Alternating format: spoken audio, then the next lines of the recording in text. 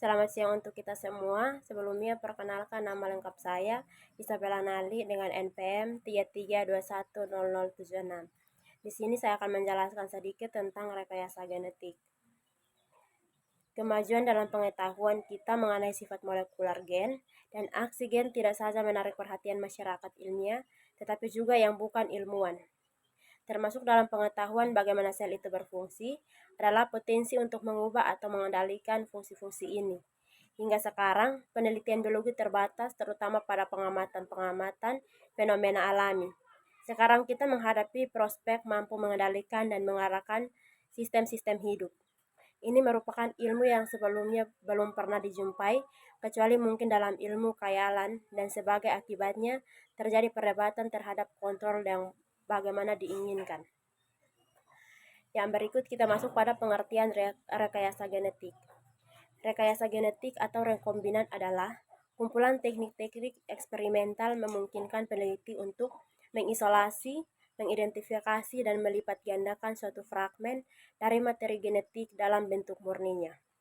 Pemanfaatan teknik genetik di bidang pertanian diharapkan dapat memberikan sumbangan baik dalam membantu memahami mekanisme-mekanisme dasar, proses metabolisme tanaman maupun dari segi aplikasi praktis seperti pengembangan tanaman-tanaman pertanian dengan sifat unggul. Yang disebutkan terakhir bisa berupa pengklonan dan pemindahan gen-gen penyandi sifat-sifat ekonomis penting pada tanaman, maupun pemanfaatan klon-klon sebagai masker penanda di dalam membantu meningkatkan efisiensi seleksi dalam program pemulihan tanaman. Keunggulan rekayasa genetik adalah mampu memindahkan materi genetik dari sumber yang sangat beragam. Yang berikut adalah manfaat rekayasa genetik. Yang pertama, untuk mengurangi biaya dalam meningkatkan penyediaan sejumlah besar bahan yang sekarang digunakan di dalam pengobatan, pertanian, dan industri. Yang kedua, untuk mengembangkan tanaman-tanaman pertanian yang bersifat unggul namun secara praktis. Yang ketiga, untuk menukar gen dari satu organisme kepada organisme lainnya, menginduksi sel untuk pembuatan bahan-bahan yang sebelumnya dibuat. Yang berikut, prinsip dan teknik dasar cloning DNA. Dasar dari pengembangan teknologi DNA rekombinan adalah ditemukannya mekanisme seksual pada bakteri yang telah dibuktikan pada tahun 1946. Konsekuensi dari mekanisme seksual adalah yang pertama, menyebabkan terbentuknya kombinasi gen-gen yang berasal dari dua sel yang berbeda. Yang kedua, terjadi pertukaran DNA atau gen dari satu sel ke sel yang lain. Mekanisme seksual ini tidak bersifat reproduktif atau tidak menghasilkan keturunan. Asam nukleat yang merupakan sumber informasi genetik di dalamnya setiap sel adalah molekul yang bisa dimanipulasi. Ada dua macam asam nukleat, yaitu asam ribonukleat atau RNA dan asam deoksiribonukleat atau DNA. Sebelumnya, jadi secara alami fragmen memindahkan dari satu sel bakteri ke bakteri yang lain. Unsur-unsur yang esensial diperlukan dalam cloning DNA adalah yang pertama, enzim reaksi atau enzim pemotongan DNA. Yang kedua itu cloning vector atau pembawa. Yang ketiga itu enzim ligase yang berfungsi menyambung rantai DNA. Adapun proses-proses dasar dalam cloning DNA meliputi yang pertama, pemotongan DNA atau DNA organisme yang diteliti dan DNA vektor. Yang kedua, penyambungan potongan-potongan fragmen DNA organisme dengan DNA vektor menggunakan enzim ligase.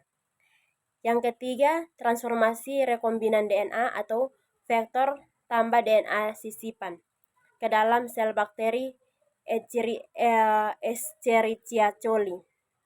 Yang keempat, seleksi atau scanning untuk mendapatkan klon DNA yang diinginkan. Yang berikut adalah perangkat teknologi DNA rekombinan. Adapun perangkat yang digunakan dalam teknik DNA rekombinan diantaranya enzim restriksi untuk memotong DNA, enzim ligase untuk menyambung DNA vektor, untuk menyambung dan mengklon gen di dalam sel hidup, di mana vektor yang sering digunakan diantaranya plasmid dan bakteriofag pustaka genom. untuk menyimpan gen atau fragmen yang telah diklonkan, serta enzim transkripsi balik untuk membuat DNA berdasarkan RNA atau cDNA. Yang berikut, enzim retriksi.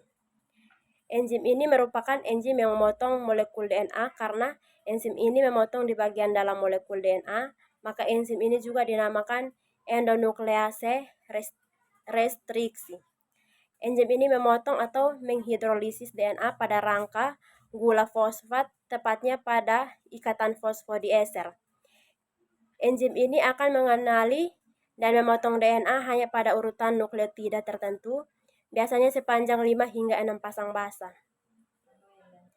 Enzim retriksi memiliki beberapa karakteristik, diantaranya yang pertama, enzim retriksi mengenali urutan nukleotida spesifik. Yang kedua, enzim retriksi memotong ikatan fosfodieser di antara basa spesifik, satu di setiap helai DNA.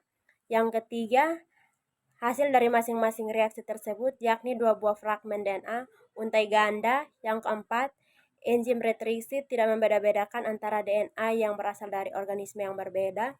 Yang kelima, sebagian besar enzim retriksi akan memotong DNA yang mengandung urutan pengenalan mereka, tidak mempermasalahkan sumber DNA tersebut. Yang berikut, enzim DNA ligase. DNA ligase merupakan enzim yang mengkatalisis pembentukan ikatan fosfodieser antara ujung 5 sampai fosfat dan 3 hidroksil pada DNA. Rekombinasi dan kerusakan secara biologis, DNA ligase diperlukan untuk menggabungkan fragmen Okazari saat proses replikasi, menyambung potongan-potongan DNA yang baru disintesis, serta berperan dalam proses reparasi DNA. DNA ligase merupakan enzim yang sangat berguna baik di dalam sel maupun di luar sel. Yang berikut yaitu vektor. Sebagai salah satu cara untuk memanipulasi DNA di luar sel, para ilmuwan dalam bioteknologi harus bisa membuat suatu tempat yang keadaannya stabil dan cocok dengan tempat DNA yang dimanipulasi. Vektor di sini bisa diartikan sebagai alat yang membawa DNA ke dalam sel induk barunya. Agar suatu metode dalam rekayasa genetik berhasil, maka di dalam vektor DNA, hasil rekombinan hanya membawa DNA rekombinan yang digabungkan dengan DNA vektor melalui enzim ligase. Yang berikut, enzim transkriptase balik. Enzim transkriptase balik adalah enzim yang secara alami digunakan oleh retrovirus untuk membuat kopi DNA berdasarkan RNA-nya. Enzim transkriptase balik ditemukan oleh Howard Temin dan David Baltimore secara terpisah pada tahun 1970, tidak lama setelah penemuan enzim retriksi. Enzim transkriptase balik ini kemudian digunakan untuk mengkonstruksi kopi DNA yang disebut cDNA atau complementary DNA dengan menggunakan mRNA sebagai cetakannya.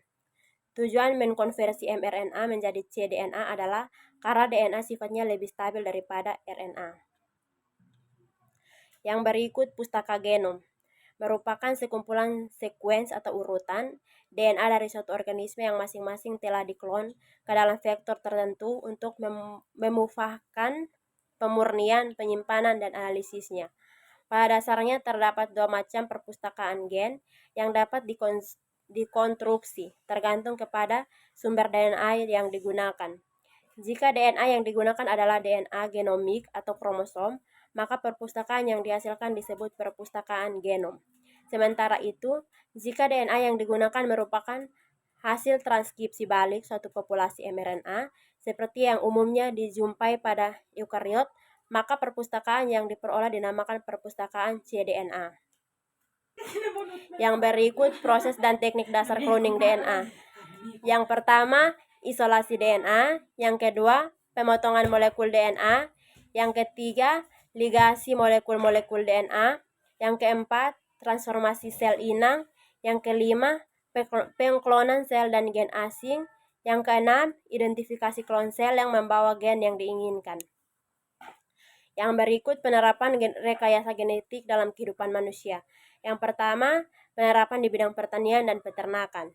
Yang kedua, penerapan di bidang perkebunan, kehutanan, dan florikultur.